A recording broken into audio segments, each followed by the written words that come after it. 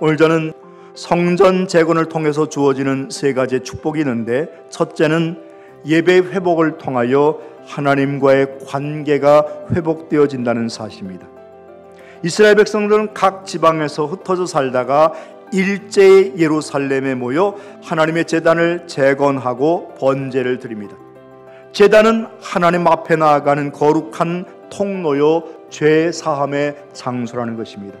성전이 다시 세워진다는 것은 예배가 회복되고 하나님과의 관계를 새롭게 세워 나간다는 사실입니다.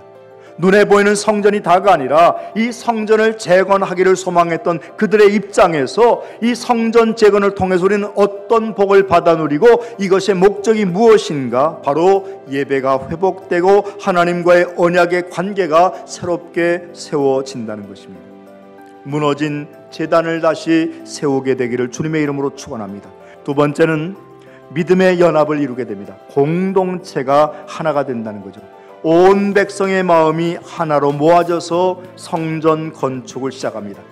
다양한 지역에서 다른 직업과 다른 목표를 갖고 있었던 사람이지만 이제는 한 목적, 하나님의 성전 건축을 위하여 연합하며 함께합니다.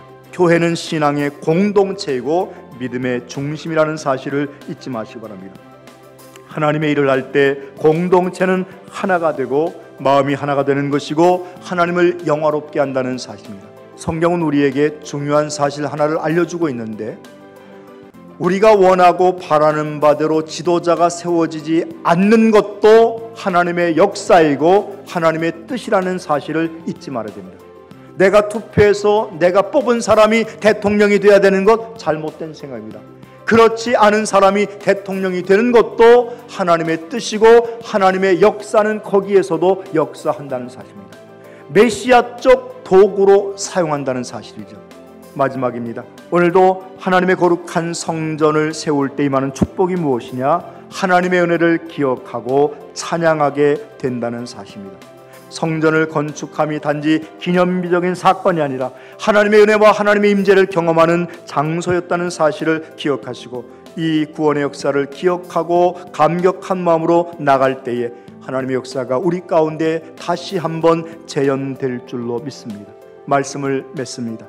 내가 세워야 할 무너진 제단이 어디에 있는지, 그리고 나의 가정과 교회 안에서 하나님을 중심으로 하여 내가 연합된 예배를 드리고 회복하고 있는지, 그리고 하나님의 은혜를 기억하며 기쁨의 찬양을 드리는 내가 되었는지를 다시 한번 생각해보는 복된 이 주일이 되시기를 주님의 이름으로 축원합니다.